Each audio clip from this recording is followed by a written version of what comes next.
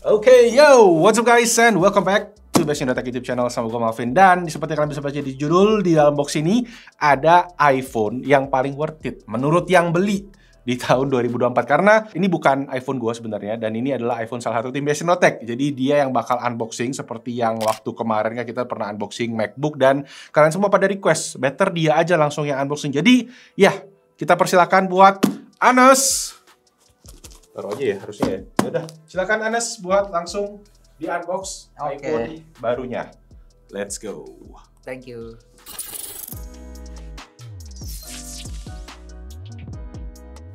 Oke, itu dia menurut gua iPhone ini adalah iPhone paling worth it di 2024 buat dibeli. Mungkin nggak bare minimum ya. Kalau menurut gua mungkin bare minimum masih iPhone 11, tapi iPhone 11 tuh udah mau obsolete lah untuk apalagi ini kan udah mau ganti tahun di 2024. Jadi menurut gua si iPhone 13 ini adalah sweet spot yang bisa dibeli, karena poin paling penting di iPhone 13 ini adalah dia udah pakai i15 Bionic, itu chipset yang sama yang di 14. Jadi kayak kalau kita beli iPhone 14 tuh udah mulai nanggung, kayak mending sekalian ke iPhone 15. Tapi iPhone 15 masih harganya masih lumayan, dan ini tuh under 10 juta. Jadi kayak bener-bener sweet spot untuk beli iPhone kalau emang nggak mau ngeluarin duit yang kebanyakan. Sedikit cerita aja, kalau gua tuh pemakai iPhone 11, dan iPhone 11 itu gua pakai ada sekitar 2 tahun. Gua tuh selalu pakai iPhone yang udah ketinggalan 3 tahun biar ngirit budget gitu. Jadi kayak waktu gue beli iPhone 11 tuh di 2022 waktu zamannya iPhone 14. Jadi kayak bener-bener ketinggalan 3 tahun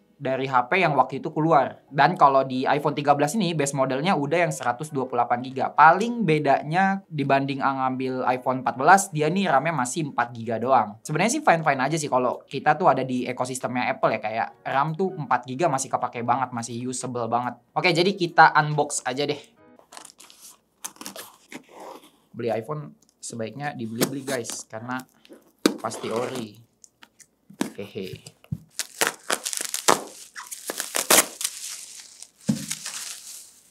Apple Authorized Distributor, Blibli. Perlindungan kerusakan fisik selama 12 bulan. Scan dan aktifkan.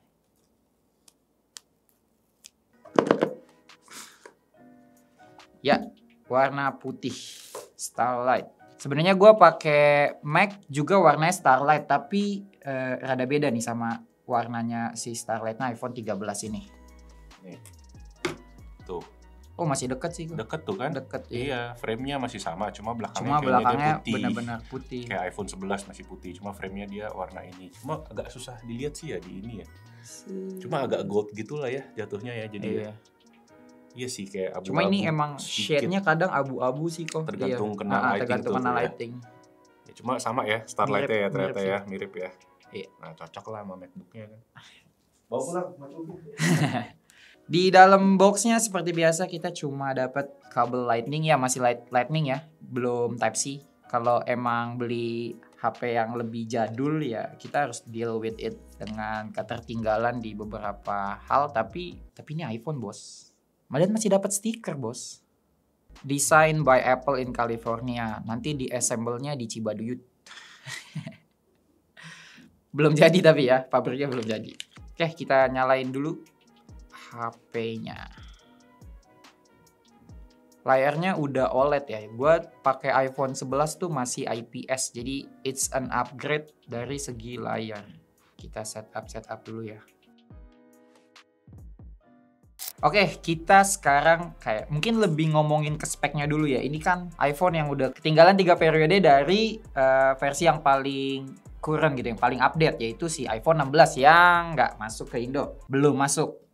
Jadi kayak secara teknologi mungkin ketinggalan, tapi gimana dia dipakai untuk di akhir 2024 ini, dan masih bakal banyak yang beli di 2025. Apalagi kalau iPhone 16 beneran masuk dan harganya makin turun gitu. Gua rasa ini masih oke banget buat di 2024. Karena gue yang bakalan make nanti ya. Jadi ini bakalan jadi daily driver gue buat gantiin si iPhone 11 yang bakal gue turunin ke adik gue. Jadi by spec dia tuh udah pakai i15 Bionic, itu chipset yang sama di iPhone 14. Jadi iPhone 14 tuh harganya masih kayak 11-12 gitu, tapi chipsetnya sama. Jadi kayak iPhone 13 nih kayak jauh lebih menarik, kita bisa dapetin chipset yang sama tapi harganya lebih murah. Mungkin bedanya di RAM doang yang 4GB, sedangkan iPhone 14 tuh udah 6GB.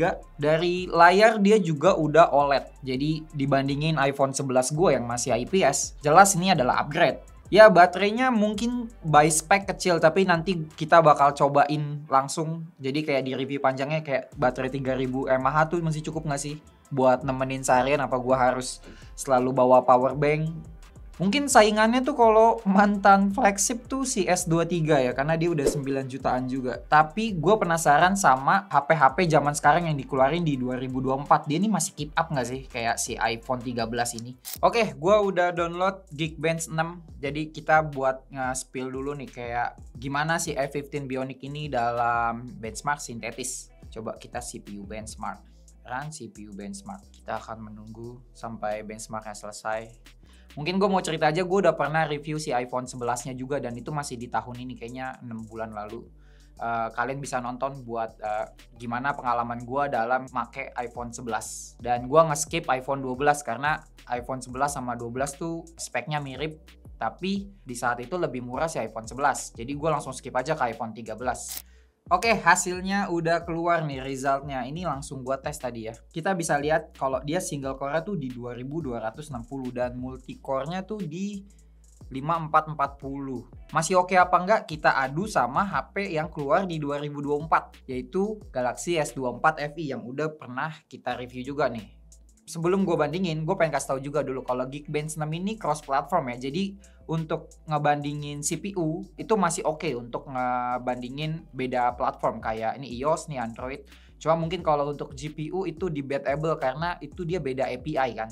Cuma untuk CPU harusnya sih bisa di-compare gitu. Dan di single core si iPhone 13 nih A15 Bionic tuh lebih bagus. Bisa bedanya sampai 300 poin tuh. Di single core-nya si A15 tuh bisa sampai 2260 dibandingin si Exynos. Tapi untuk multiscore, si Exynos 2400 ini lebih memimpin ya di 5940. Sedangkan A15 tuh di 5440. Mungkin karena jumlah core-nya beda. Ini kita compare sama HP yang dikeluarin di 2024. Baru banget, masih fresh, dan ini tuh HP 3 tahun lalu yang dirilis tuh di 2021. Jadi secara tahun pembuatan pun udah beda, teknologi udah beda, tapi dia masih bisa keep up sama HP yang dikeluarinnya tahun ini gitu. Dan harganya kebetulan ini comparable ya, ini sama-sama di 9,9. Jadi menurut gue masih fair dibandingin ke HP Samsung zaman sekarang. Jadi by price dan by spec dia masih compete, masih bisa dibandingin. Oke, sekarang kita coba bandingin si kemampuan fotonya ya, kameranya ke S24 FE lagi. Tapi kita coba dulu, kita lihat dulu. Ini ada mainan Iron Man. Oke, coba kita compare sama S24 FE hasil fotonya.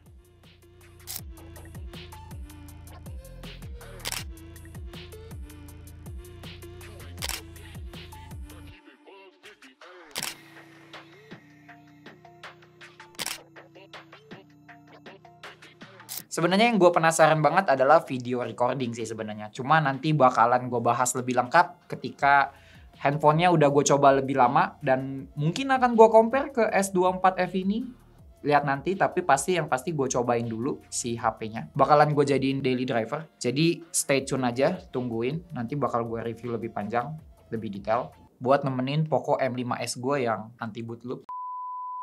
Oke, mungkin lebih gue penasaran sama HP ini di akhir 2024 ini dari kacamata pengguna iPhone 11 yang harusnya logikanya ini adalah upgrade yang besar. Di iPhone 11 mungkin yang bisa gue keluhin adalah baterainya cepet habis ya. Jadi kayak sehari gue bisa ada momen gue tuh biasanya ngecas malam sebelum tidur, tapi di tengah atau sore hari tuh udah gue ngecas lagi. Jadi kayak sehari tuh 2 kali ngecas. Gua sih nggak ngeluh ya, gue udah terbiasa sama gaya hidup seperti itu. Jadi gue emang selalu bawa charger. Jadi emang udah nggak apa-apa, gue bisa deal with it gitu. Karena iPhone 11 tuh gue suka sama video recordingnya. Kebetulan gue tuh suka banget foto dan video. Jadi kalau gue jalan-jalan, gue tuh suka banget foto dan video. Jadi kayak menurut gue iPhone 11 tuh waktu itu tuh cukup oke. Footage-nya gue banyak bikin reels pakai iPhone 11 doang. Mungkin penggunaannya bakal sama. Di iPhone 13 ini bakalan banyak gue pakai untuk foto dan video. Nanti gue mungkin nggak akan compare ke iPhone 11 ya, karena gue bakal lebih compare ke si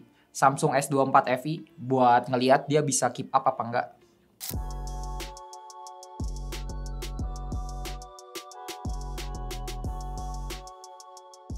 Oke, gue bakal pindahin memory card gue. Kebetulan gue suka banget sama HP murah. Semakin murah HP itu gue semakin suka. Dan gue emang sering banget ganti HP. Jadi semoga iPhone 13 ini gue pakainya lama. Karena iPhone 11 tuh gue pakai ada sekitar 2 tahunan. Jas, sudah masuk. Oke, sinyalnya udah keluar nih. Jadi ini bukan ini ya. Bukan barang Inter. Kalau kalian beli di Blibli itu aman ya, sinyalnya pasti keluar. Jadi nggak ada tuh email tembak nggak ada yang 3 bulan hilang, nggak ada. Belilah di Blibli karena gue juga beli di Blibli. Mungkin nanti gue bakal aktivasi si proteksinya dulu biar terlindungi 12 bulan jadi aman gitu kalau ada apa-apa terjadi dengan handphone ini. Oke, mungkin segitu aja dulu. Stay tune buat video review panjangnya dan video compare-nya mungkin dibandingin sama S24 FE. Kalau kalian penasaran, ikutin terus. Mungkin segitu dulu. Nama gue Anes. Gue cabut dulu.